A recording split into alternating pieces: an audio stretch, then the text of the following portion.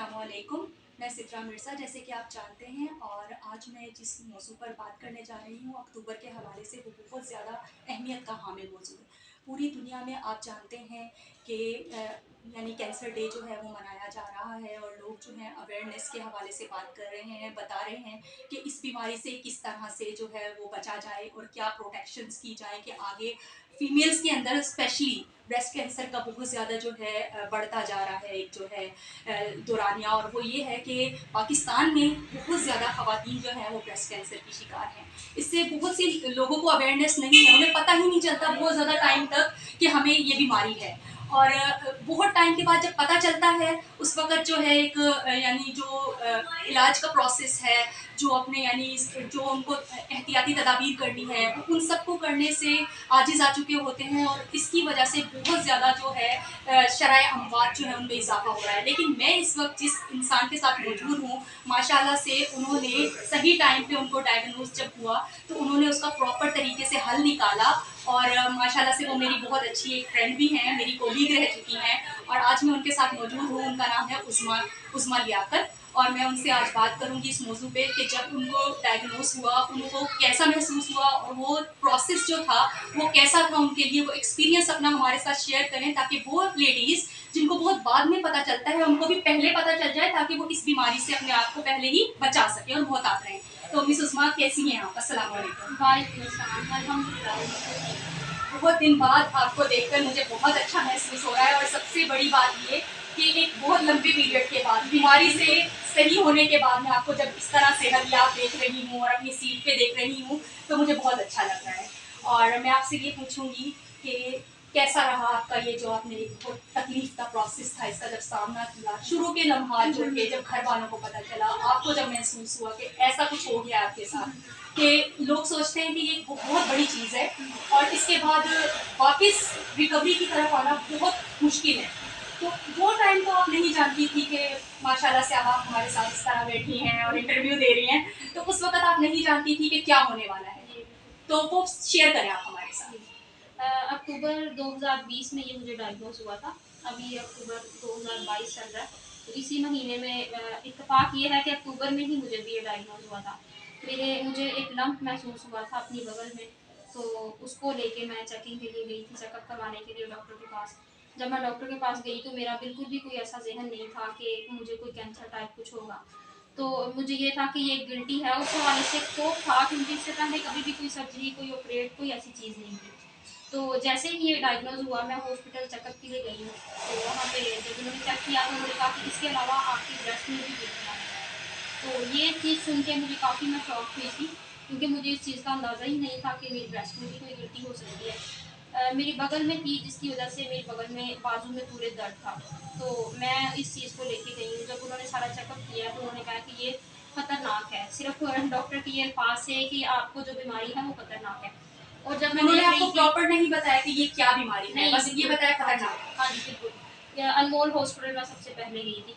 तो वहाँ पे जब मैंने जाके देखा तो मेरे ज़हन में ये था कि मैं एक गिल्टी को चेक करवाने के लिए आई हूँ कि इसका कोई इंजेक्शन लगा दें या कोई ऐसी एंटीबायोटिक दे दें कि ये ख़त्म हो जाए।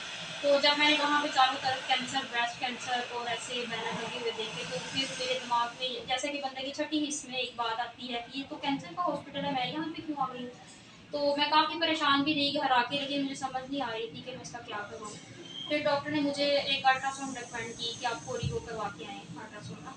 तो मैंने बाहर किसी हॉस्पिटल से अल्ट्रासाउंड करवाई है, उसके बाद मैं फिर उनके पास गई हूँ। तो उन्होंने फिर चेक किया। अनमोल हॉस्पिटल का थोड़ा सिस्टम जो था वो इतना अच्छा नहीं था, लेकिन फिर भी उन्होंने जब चेक किया तो उन्होंने कहा कि ये आपकी जो अल्ट्रासाउंड रिपोर्ट है वो ये रिकमेंड कर रही है कि इसमें आपको प्रॉब्लम है। तो हम आपका प्रोसेस सारा शुरू करेंगे, इसके बाद आपकी कुछ रिपोर्ट्स और हैं वो करवाएँ और आप आ जाइए अनमोल हॉस्पिटल ना। उन्होंने मुझे फिर भी ये नहीं बताया था कि ये कोई कैंसर है। तो मैं आपसे एक ये बात पूछना चाहूँगी, जब आपको इस तरह के प्रोसेस के लिए यानी कि कहा गया कि आपने इस तरह कैंसर के हॉस्पिटल में जाना है, घर वालों की उस वक़्त क्या फीलिंग्स थी? घर वालों का क्या, यानी कि एक ही दम उन्होंने देखा कि एक ऐसी बच्ची जो वर्किंग जी, वर्किंग वूमेन है, हाँ जी। और घर को भी यानी कि काफ़ी ज़्यादा जो है सपोर्ट भी करती है, जी, जी। सपोर्टिव गर्ल है। जी। एक माशाल्लाह से बहुत ब्रेव गर्ल रही है उस्मा, क्योंकि मेरी कोलीग है, उनको शुरू से जानती हूँ। तो उस वक़्त मैं ये जानना चाहती हूँ कि घर वालों को क्या महसूस हुआ? प्रेशर कैसा था? एकदम से कैसे फ़िज़ा चेंज हो गई? वो लम्हात आप मेरे साथ शेयर करें। देखें, घर घर वालों को प्रेशर तो होना था इस बात का, टेंशन सबको थी, सबसे ज़्यादा मेरी अम्मी को इस बात की परेशानी थी। तो ज़्यादा उनको तब होता अगर मैं उनको बहुत ज़्यादा मतलब रिएक्ट करके दिखाती, या मुझे बहुत ज़्यादा, मैंने खुद को बहुत अच्छे तरीके से मैनेज किया था। मैंने कभी भी घर वालों में से किसी को इससे पहले, ये प्रोसेस शुरू होने से पहले मैंने किसी को कोई परेशानी नहीं दी थी। इवन दो कि जब मेरी बायोप्सी जो कि कैंसर का एक लास्ट टेस्ट होता है जहाँ से उसकी एक स्टेज मालूम की जाती है कि कैंसर अगर है तो किस हद तक बढ़ गया है और उसकी स्टेज अब क्या कंटिन्यू है, क्या स्टेज चल रही है। वो एक आप ये समझ लें कि वो एक सर्जरी टाइप होता है। वहाँ पे मेटल की वाइट डाली जाती है बायोप्सी में, तो वहाँ से फिर उसको मालूम किया जाता है कि इसकी कितनी रेशो अब तक इसके जिस्म में फैल चुकी हुई है, या जितना कितना फैल गया है, या जड़ों वाला है या क्या है, रूट्स वाला है या कुछ ऐसी चीज़ें।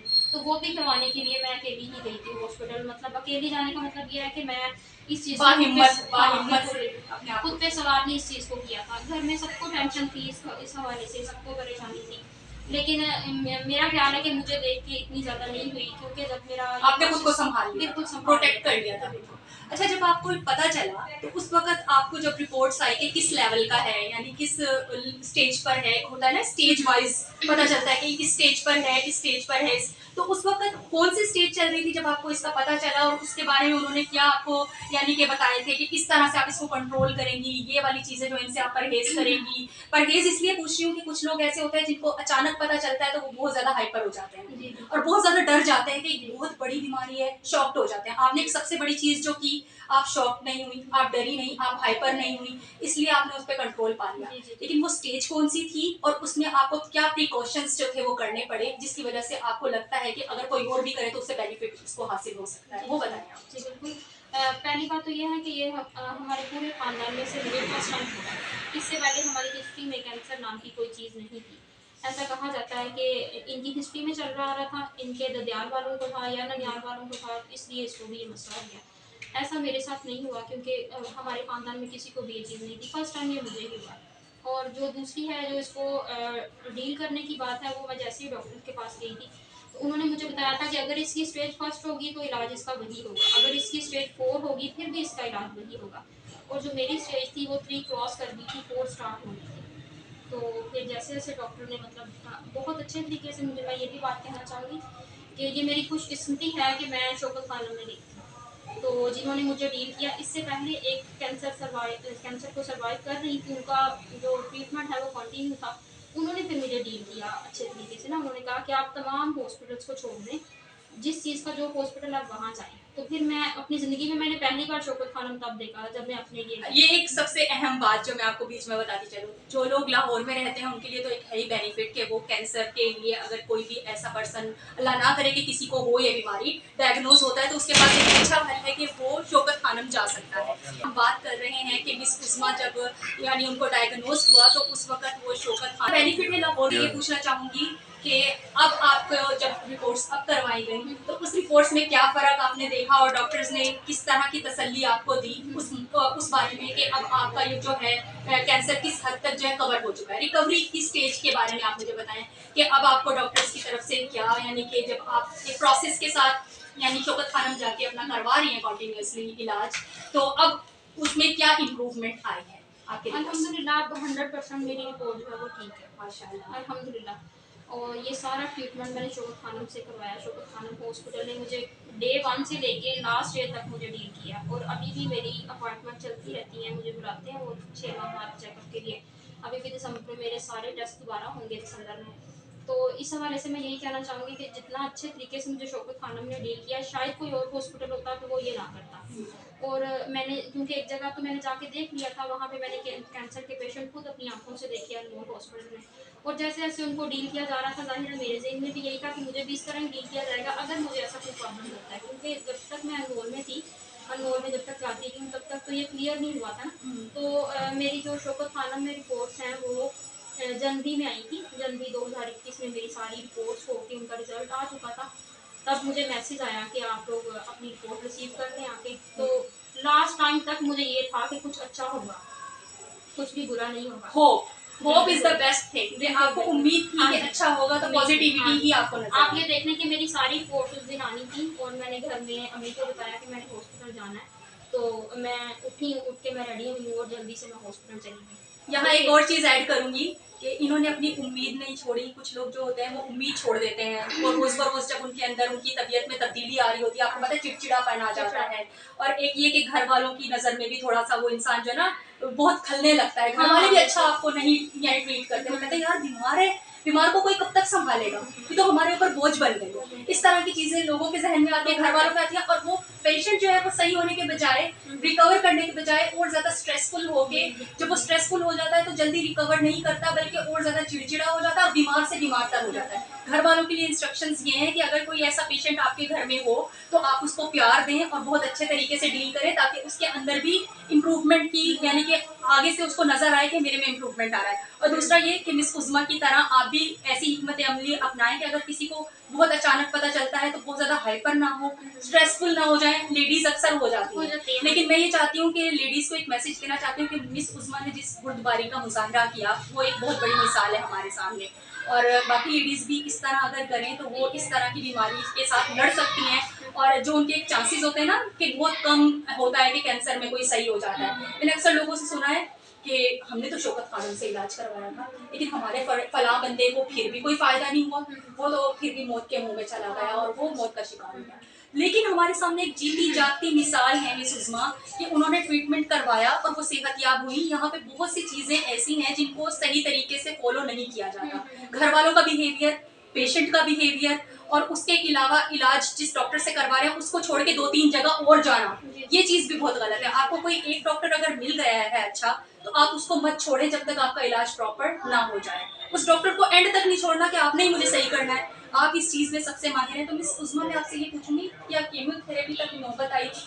क्या ऐसा कुछ हुआ था? ये प्रोसेस है तो ऐसा ये वो मरहला बताएं, वो सबसे मुश्किल मरहला है, वो बताएं। 8 कीमोथेरेपीज मेरी हुई, ये एक सबसे हार्ड सर्कल था।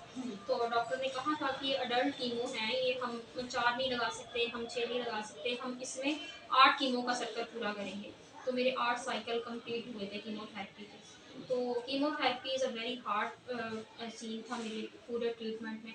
तो इसको लेके मुझे काफ़ी परेशानी हुई थी, लेकिन बहुत अच्छे तरीके से घर वालों ने डील किया, बहुत अच्छे तरीके से केयर की।